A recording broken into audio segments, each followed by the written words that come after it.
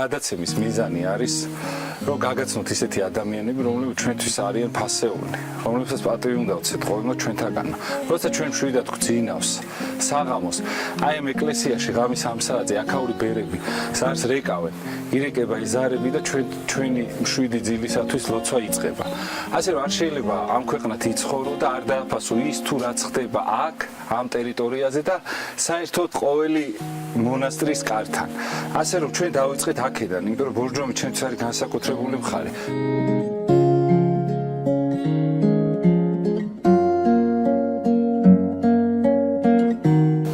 თქმა უნდა, ეს მონასტერი არის წმინდა ათანასე ათონელის სახელობის, რომელიც დაფუძნდა 2009 წელს მამა ანდრიას ძალისხმევით. მან სულ შემთხვევით აღმოაჩინა ეს ადგილი. ამ ადგილზე არაფერი არ იყო საერთოდ უღრანი ტყის გარდა და ეს წმინდა გიორგის ნანგრევი იყო აქ მარტო. ძალიან მოეწონა მამავს ეს ადგილი და გადაწყვიტა რომ ეს აქ მონასტერი აიგო, მამათა მონასტერი. და ეგრეც აასრულა.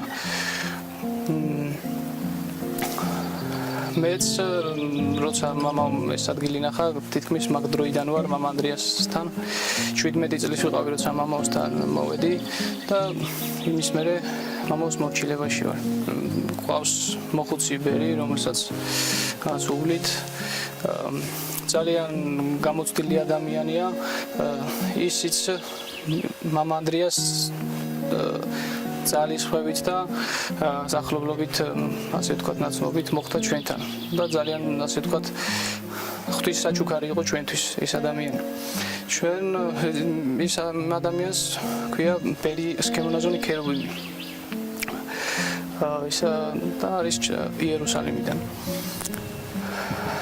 ძალიან გამოცდილი ადამიანია, ჩვენ მისგან ვსწავლობთ თავმდაბლობას, მორჩილებას და სულიერ ცხოვრებას, ასე ვთქვათ. ჩვენ მეც და მონასტრის საძმოს ვცდილობთ, რომ უკვე ასაკშია მამაო და მოუვაროთ, ვიტვირთოთ ერთმანეთის, ასე ვთქვათ, უძლურება. და ასე ერთმანეთისგან ვსწავლობთ. მამაო, დაგლოცეთ, დიდ მადლობას მოგახსენებთ, რომ დაგვთანხმდით ინტერვიუზე და ავიცი, ჩვენთვის დიდი პატივი არის ეს თქვენთან ეს სტუმრობა და თუ შეიძლებოდა ორი სიტყვით რო გეთქვათ, რაღაც ეს მე ბევრს არ შეგაწუხებთ, ვეცდებით, რომ აი რატომ გადაწყდა, როგორ გადაწყვიტეთ, რომ ესე აი ამ ხეობაში, ესე ბორჯომის ხეობაში დასახლდით ამ ეპარქიაში და ესე აქ მოღვაწეობთ. ღმერთმა დააგლოცოთ, ყველას უპირველეს ყოვლისა მინდა მოგილოცოთ დღესასწაულებით, მინდა სამების, უთმოფენობის და მინდა ყველას გისურვოთ უფლის სიყვარული ცხოვრება. რამე თუ ყველაზე დიდი ბედნიერება არის, როდესაც ადამიანი შეიყვარებს უფალს და ეცდება, რომ იცხოვროს უფლის მცნებებით. ესე იგი, რაც შეეხება ჩემი მოსვლა ბორჯომში, მე ცხოვრობდი საპატრიარქოში და მეუფე სერაფიმეს თხოვნით და უწმინდესის ლოცვა კურთხევით. ესე იგი, მომიწია ჩამოსვლა ბორჯომის ეპარქიაში და შემდეგ ნელ-ნელა ამ ტერიტორიაზე ვიფიქრე იმაზე, რომ შექმნილიყო აქ მონასტერი. აქ ჩამოვედი 1996 წელს, როდესაც მეუფე სერაფიმე ჩამობძანებული იყო ბორჯომის ეპარქიაში 1995 წელს და რიცხვის სამდელოებისა იყო ძალიან ცოტა, ანუ 2-3 სასულიერო პირი იყო და შემდეგში უკვე დავიწყე ფიქრი ამაზე, რომ შექმნილიყო დედათა მონასტერი და ის წყალობით შეიქმნა მონასტერი ჯერ ესე იგი იყო პერიოდი, როდესაც ვთქვათ მონასტერში წევრები არ იყვნენ და ნელ-ნელა წლების განმავლობაში მოისურვეს ესე იგი ახალგაზრდა ადამიანებმა მოსულიყვნენ მონასტერში და მყავდა აქ მგალობელი ტაძარში რეგენტი, რომელიც ესე იგი მოისურვა მონოზნობა და დარჩა მონასტერში და დედა ჩემიც სკიმონოზონია და ისურვა დედაოც ესე იგი ჩამოსლა რამე თუ მამა ჩემი იყო ღდელმონოზონი და მსახურებდნენ ისინი ბეშტაშენში და უწმინდესის ლოცვა კურთხევით აღიკვეცენ ბერად და მონოზნად და მინდა მოგახსენოთ რომ ბერობა არის ეს ყველაზე უმაღლესი ანგელოზებრივი ცხოვრება.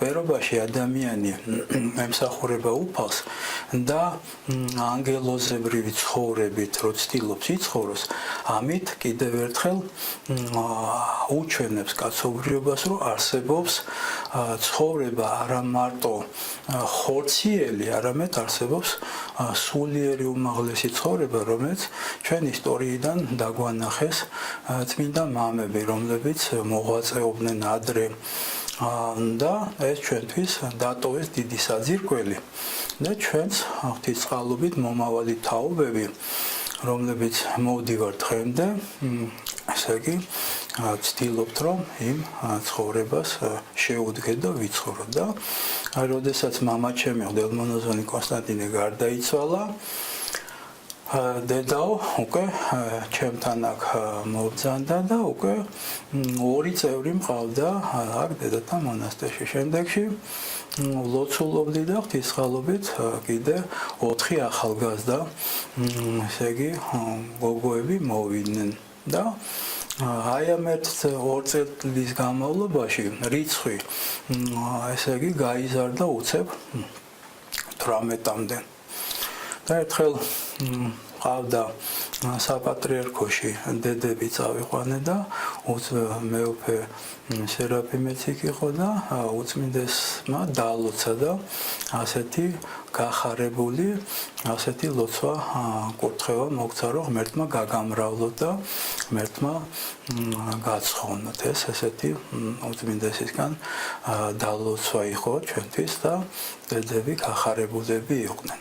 შემდეგ როდესაც მონასტერი რიცხობრივად გაიზარდა 18-მდე ვიფიქრე რომ ესე იგი დედებს ვასწავლოთ რაღაცა ხელსაქმე მინანქარზე სწავლა ხაწერა ქარგვა მიტრების კეთება კერვა და ეხლა სამდელო შესამოსლების ესე იგი კერვა და ღვთისწყალობით ნამდვილად ეს აზრი ესე იგი შესრულდა ჩვენ გავაგზავნეთ დედები საბერძნეთის დედათა მონასტრებში, სადაც ისწავლეს იქიდან მიტრების კეთება, შესამოსლების ეს ქარგვა და მინანქარი აქ ისწავლეს საქართველოში და ხაწერაც აქ ისწავლეს და ჩემთვის ეს არის დიდი ბედნიერება და დიდი სიხარული, იმიტომ რომ ვისაც ესმის მონასტრული ცხოვრება, მონასტერში ადამიანი ცხოვრობს და ტკბება ამ მონასტრული ცხოვრებით. საერთოდ მე 1991 წლიდან 93 წლამდე ღვთისწყალობით მომიცია ათონზე ყოფნა უწმინდესის ლოცვა კურთხევით. ჩავედი ათონის მთაზე და წელიწად ნახევარი ვიცხოვრე ათანასე ათონელის ლავრაში და შევხვდი იქ ბერ პაისის და მასთან მქონდა საუბარი და მან მითხრა შენ უნდა დაბრუნდე საქართველოში. და როდესაც ჩამოვედი 1993 წელს უწმინდესის ლოცვა კურთხევით 1994 წელს სვეტიცხოველში აღვიკვეცეთ ბერად ესე იგი დღევანდელი მეუფე ისაია, მეუფე მიქაელი, მამა ბენიამინი და გარდაცვალებული მამა ელისე 1994 წელს უსმინდესის ლოცვა-კურთხედ მეუფე დანიელმა აღკვეცა სვეტიცხოვლის ესე იგი ტაძარში ბერად. რადგან მამა ანდრიასზეა საუბარი, არ შემიძლია რომ არ დაგთანხმებოდით ამ ინტერვიუზე, მაგრამ ზოგადად მამა ანდრიას და მეც ყოველთვის თავს ვიკავებთ ინტერვიუებისაგან, მაგრამ მინდა გითხრათ ერთი რამე, რომ მამა ანდრიას მოღვაწეობა ბორჯომის რაიონში ზოგადად ვფიქრობ, რომ არის დიდი საჩუქარი, რადგან მამა ანდრია არის გაზრდილი უწმინდესის ხელიდან, მამა ანდრია ღებულობდა ლოცვა-კურთხევას ასევე მამა ვიტალი სიდორენკოსგან და რა ვიცი, მათი სწავლება და მათი აღზრდა გადმოდის ჩვენ მონასტერზე და ძალიან მადლობლები ვართ უფლის და ღვთისმშობლის, რომ ესეთი წყალობა გამოიღო ჩვენზე. რაც შეეხება ჩვენ მონასტერს, არსებობს უკვე თითქმის 12 წელია. სრულდება ტიპიკონი, უწმინდესის შედგენილი, როგორც ვრცელდება ზოგადად სრულიად საქართველოს ეკლესია მონასტრებზე. მოგახსენებთ, რომ ჩვენ მონასტერში არსებობს სახელოსნო, სამხატვრო სახელოსნო, სადაც მოღვაწეობენ დედები, მამაოს ლოცვა-კურთხევით ისწავლეს ხატწერა და ასრულებენ ხატებს. ზოგადად ეს მონასტერი იყო თავიდან იყო ტაძარი, აქ არ იყო არ ფუნქციონირებდა დედათა მონასტერი და შემდეგ მამა ანდრიას ლოცვა-კურთხევით, როდესაც მამა ანდრიას დედას ქიმონოზონი ევგენია ჩამოვიდა ბორჯომში სამოღვაწეოდ, გადაწყვიტა მამა ანდრია, რომ აქ დაეარსებინა დედათა მონასტერი. შემდეგ წავიდა ლოცვა-კურთხევა იყო პატრიარქისგან, მეუფე სერაფიმეესგან და გადაწყვიტა ესე მონასტრის შექმნა. მე ვიყავი მაშინ 16 წლის, ვგალობდი აქ ტაძარში, მაშინ ეს ტაძარი იყო საკათედრო და ამის შემდეგ დავიწყეთ უკვე რომ მამა ანდრიას დედას რო ვესაუბრებოდი ყოველთვის, მიყვებოდა მონასტრული ცხოვრების შესახებ, მონაზნობაზე. გამიშდა სურვილი რომ დარჩენილიყავი აქ და 16 წლიდან მოღვაწეობ ამ მონასტერში. ტიპიკონი ამ მონასტერში სრულდება 2003 წლიდან. ხოლო 2008 წლიდან გაიზარდა მონასტრის რიცხვი, დღესდღეობით ჩვენ მონასტერში მოღვაწეობს 18 მონაზონი, რომლებიც ასრულებენ სხვადასხვა მორჩილებებს, სხვადასხვა ხელსაქმეს. მოგეხსენება, ჩვენი მონასტერი მდებარეობს სასაფლაოს ტერიტორიაზე. აქ ჩვენ ტაძარში დადიან ძალიან ბევრი შუნკვდარი დედები, მამები, შვილები, რომელსაც გარდაეცვალათ ახალგაზრდა მშობლები და ზოგადად ბევრი ისეთი ადამიანი, რომლებსაც სჭირდებათ ნუგეში და ჩვენ ვატარებთ ასევე 40 დღიან წირვებს, სადაც ვიხსენიებთ მიცვალებულებს და მათთვის ჭირის უფალისთვის, რა თქმა უნდა, არის ძალიან დიდი ნუგეში. ვიხდით ყოველ შაბათს იხდება მიცვალებულთა პანაშვიდი. ჩვენი წინამძღვრების ლოცვა-კურთხევით რამოდენიმე ხელობა შევისწავლეთ ახალგაზრდა დედებმა, მამამ გაგზავნა რამოდენიმე დედაო საბერძნეთში ერთ-ერთ მონასტერში, სადაც შევისწავლეთ მიტრების კეთება, შესამოსლების ქარგვა, დაფარნების დაქარგვა და ასევე დიდი სქიმის მოქარგვა. შემდეგ საქართველოში რომ ჩამოვედით, შევეცადეთ ქართულ სტილში გადმოგვეტანა და ეს მიტრები შეგვემკო მინანქრების ხატებით. ასევე მინანქრებსაც აკეთებს ჩვენი ერთ-ერთი დედა, რომელიც შეგვასწავლა დათი კაკაბაძე. გვაქვს ყავს ასევე მონასტერში ხატმწერები, რომლებმაც ხატწერა შეისწავლეს ორი დედაო. და აგრეთვე შევისწავლეთ საბერძნეთში სამკურნალო მალამოებისა და სამკურნალო საპნების დამზადება. ჩვენს მიერ დამზადებული მიტრები საქართველოს რამოდენიმე სინოდის წევრს აქვს, მათ შორის დღევანდელ ჩვენს მოქმედ მღვდელმთავარს ბორჯომის და ბაკურინის ეპისკოპოს ლაზარეს, რომლის წინასწარ მომზადებით და ძალიან გახარებული ვართ, რომ ჩვენს მიერ გაკეთებული მიტრა ამშვენებს მეუფეს. ჩვენი ნაკეთობები დაინტერესდნენ არა მარტო საქართველოში, არამედ მის ფარგლებს გარეთაც.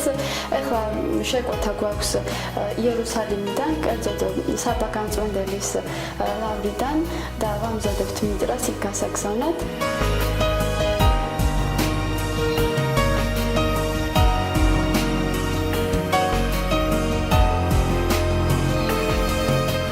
ადგილას იგეგმება მშენებლობა კელიების, რომელსაც მამა ანდრია აპირებს თავის მონასტრის საძმოსთან ერთად და ძალიან ლამაზი ხედიც არის აქ ყველაფერია და აი გააცოცხლა ფაქტიურად აქაურობა. აქ სანამ მამა ანდრია ამოვიდოდა არაფერი არ იყო და დღეს აქ ხარობს, აქ ექსკურსიები იმართება და ჩემთვის ძალიან სამწუხარო არის ის, რომ ამოსასვლელში გზა გაგვიჭირდა ძალიან და თუ ყურად იღებენ ადამიანები, რომელსაც ეს ხელეწიფება, ხო, აუცილებლად და გზას გააკეთებენ, ძალიან გაგვახარებენ, იმიტომ რომ ამოვიდით, ძლივს ამოვიდით ჩვენ და ფიზიკურად შეუძლებელია ძალიან ბევრი ექსკურსია იგეგმება აქ, ამოდიან ტურისტები, მაგრამ შემდეგ ქვემოთ ვინაიდან გზა არ არის კარგი და მყარი, ამის გამო ჩერდებიან და იკავებენ ხოლმე თავს. და ეს ადგილი უნდა მოინახულონ, იმიტომ ცოცხლდება, რომ აქ ადამიანები მოვიდნენ და ეს ადგილები მოილოცონ.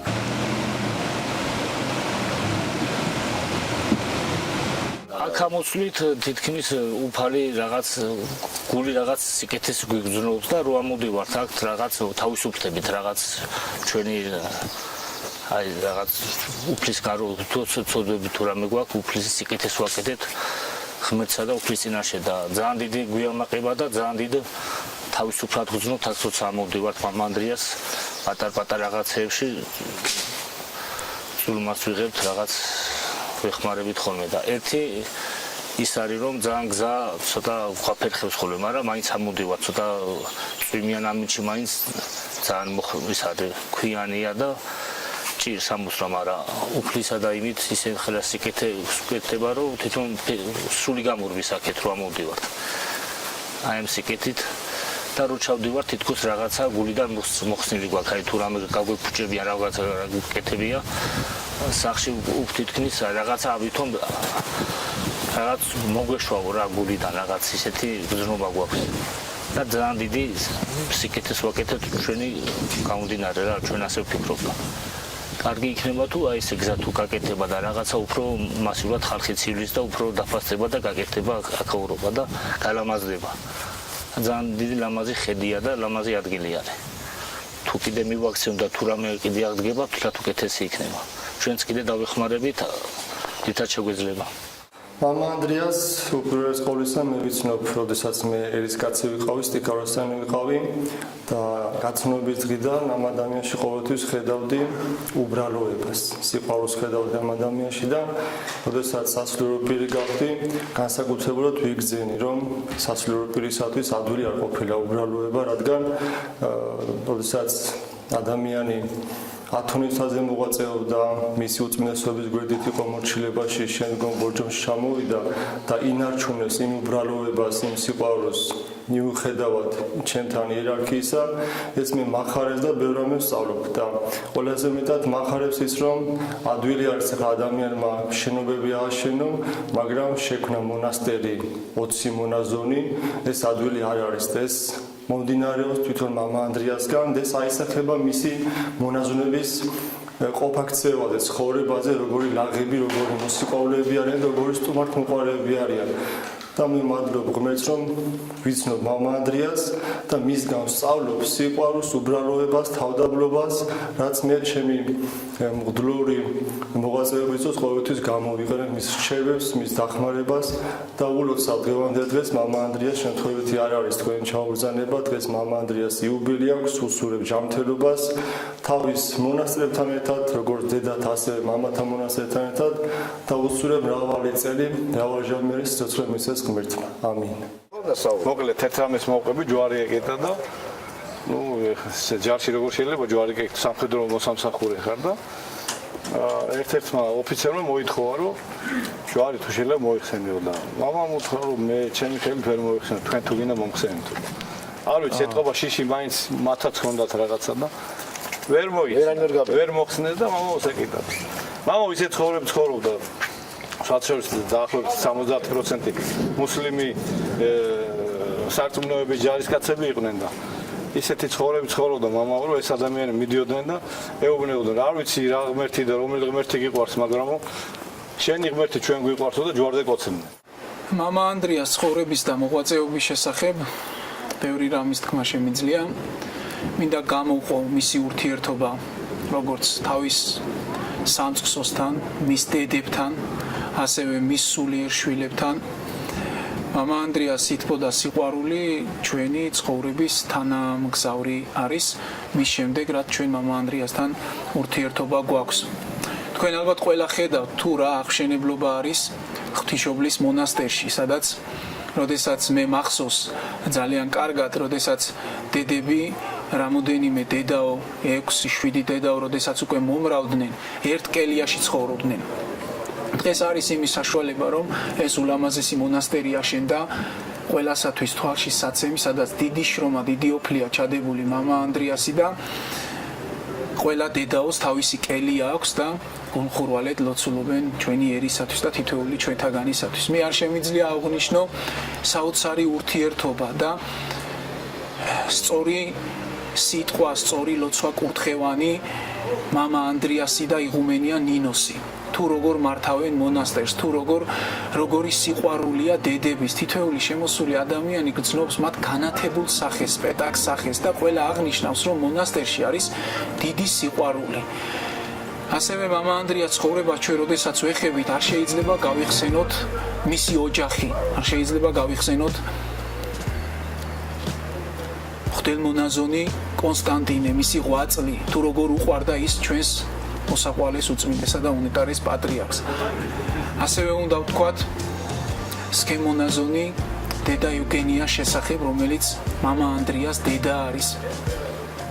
ასევე ჩვენ უნდა გავიხსენოთ არქიმანდრიტი აბიბოსი, რომელიც ათენში მოღვაწეობს საბერძნეთში და იქ რომ ჩახვიდეთ და ნახოთ თუ როგორი სითბო, სიყვარული აქვს მას ათენის ქართულ სამრევლოსთან, მის სამწყსოსთან, როგორი დაფასება იგრძნობა, როგორი ქართული რწმენის კოცონიანთია ყველა ჩვენთაგანი გაკვირვებული დავრჩებით და ასევე მამა ანდრიას მოღვაწეობიდან ჩვენ უნდა ვთქვათ, რომ მას შეხება ჰქონდა ისე დიდ წმინდა მამებთან, როგორიც არის პაისი, მამა პაისი, ასევე მამა გაბრიელი ცხეთელი, მამა გაბრიელი და ეს მისი დარიგებანი ჩვენს მიმართ, რაც ჩვენ მამა ანდრია გვწqvsis და გვეუბნება, თითოეული სიტყვა შეიძლება იმ წუთში უცებ ვერ მიაქციო ყურადღება, მაგრამ რაღაც გადის თვეები, გადის პერიოდი და შემდეგ მიხვდები, რომ აი თითოეულ საკითხზე ძალიან სულიერ და ძალიან სწორ რჩევა დარიგებას გაძლევდა. მე პირადად არ შემიძლია მადლიერება არ გამოვხატო, რომ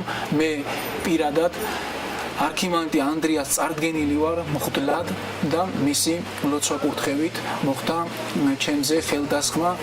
მე მინდა კიდევ ერთხელ მადლიერება გამოვხატო ამ მონასტრის და ვთქვა, რომ ამ მონასტერში ნამდვილად დიდი სიყვარულია, დიდი სარწმუნოების კოცონიანთია, რომლის თითოეული შემადგენელი ნაწილი მამა ანდრიათი, იღუმენია ნინოთი, თითოეული მონასტრის წევრი არის. ნათლი რომ ბორჯომის ეპარქიაში საკმაოდ არის მრევლი, რაც არის ჩვენი მამების დამსახურება. აშენდა ძალიან ბევრი ტაძარი იმათ ამ მრევლმა და ამ მამებთან ერთად მე პირველ რიგში აღნიშნავდი ჩვენი მეუღლე სერაფიმე ჯუჯუას უდიდეს დამსახურებას, რომელიც ამ ეპარქიაში 20 წელზე მეტი იღვაცა. ნათლი რომ სულიერება საკმაოდ არის ბორჯომში, ის მრევლი, რომელიც იყო ძალიან ძლიერი, კიდევ უფრო უნდა გაწმენდეს. ну რა თქმა უნდა სამომავლოდ ახლა იგეგმება ზევით ბერის სახლებში როგორც მოგახსენეთ იქა თქვათ კელიების აშენება და აგერ ჩვენთან ეპარქიაში უკვე მობრძანდა მეუფე ლაზარე და ჩვენ გვიხარია რომ უკვე ასე იგი არის დელთავარი მობრძანებული და თავისთავად ცხადია ლოცვა კურთხევით მომავალში ავაშენებთ კიდე ბევრს კიდე ბევრი ესე იგი საქმეები გაკეთდება მეუფეს კურთხევით აგერ უკვე არის სიახლე რომ თქვათ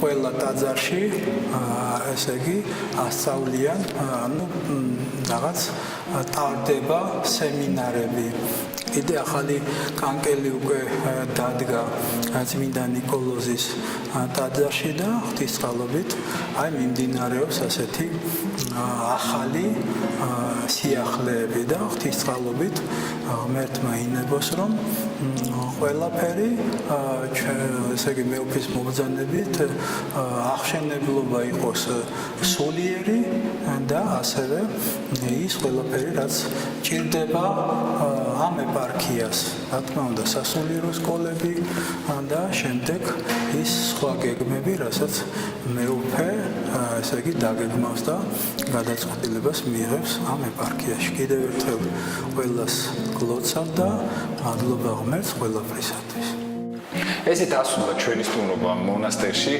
იმედია ძალიან მოგეწონებათ რეპორტაჟი ეს არის პირველი გადაცემა და ესეც საპილოტო გადაცემათაც შეიძლება იწოდოს ჩვენ გავუშვებთ ამ გადაცემას შემდეგში აუცილებლად ძალიან ვთქვათ რომ ვისაც აი სხვადასხვა ეპარქიებს ჩვენ ვაპირებთ მოგზაურობას და თუ შეგიძლიათ რომ თქვენი გმირები წარმოგიჩინოთ ის ადამიანები ვინც ესე მოღვაწეობა სხვა და გადადებულნი არიან თქვენთვის სხვადასხვა ეპარქიებს შეგიძლიათ დაგვეკავშირდეთ და აუცილებლად ჩვენ მზად ვართ თუ ჩამოვიდეთ და ეს ადამიანები გადავიღოთ და ესეთი ადამიანები გვიმრავლოს ღმერთმა და ძალიან ბევრს განახებთ კიდევ იმიტომ რომ თქვენ რაღაცა ხედავთ იქ რაღაცა მოკლე არეალში სადღაც საინფორმაციოებში იმაში სასულიერო პირებს მაგრამ არიან ადამიანები რომლებიც არ ჩანან და აუცილებლად უნდა ნახოთ თქვენ და მე გპირდებით რომ ამ ადამიანებს აუცილებლად განახებთ დროებით კარგად ზარდებოდეთ მე მინდა მოგახსენოთ რომ სიმდიდრე უპირველეს ყოვლისა არის თითუფალი როცა ადამიანი შეიცნობს უფალს ის ადამიანი უკვე მდიდარია იმიტომ არის მდიდარი რომ უფალი კაცობრიობის გულისთვის ჯვარს ეცვა და ჩვენ დაგვასაჩუქრა მარადიული ცხოვრებით ეს არის ყველაზე დიდი სიმდიდრე მაგრამ საქმე იმაშია რომ სწორი მიმართულებით ადამიანმა რო იაზროვნოს ჩვენ ერთი რამ უნდა ვიცოდეთ და რომ იესო ქრისტე არის ჭეშმარიტება გზა ჭეშმარიტებისა და როდესაც ჩვენ ესე იგი შევიყვარებთ უფალს უკვე ჩვენი აზროვნება სხვანაირად იცვლება ჩვენ ყოველთვის ყველაფერს სხვანაირად ხედავთ ჩემი აზროვნებიდან გამომდინარე როცა ერში ვცხოვრობდი და ჩვეულებრივად ზედაპირულად მარტო ვიცოდი ეკლესიური რიტუალები ეკლესიური ცხოვრება მაგრამ სიღრმეულად არ მესმოდა ცხოვრება საეკლესიო მაშინ სულ სხვანაირად ფიქრობდი შეიძლება ადვილად თქვათ ვიღაცას განიკითხავდი შეიძლება ადვილად სხვანაირად იმ სხვა მიმართულებით იმსჯელებდი მაგრამ ჩვენთვის მსჯელობა ყოველთვის უნდა იყოს დაფუძნებული სახარებისეული ანუ უფლის ცნებებიდან გამომდინარე რომ ესე იგი სწორით იყოს ჩვენი აზროვნება და ჩვენი მიმართულება იმ ყველაფრის რაზეც ჩვენ გვაქვს შეხედულებები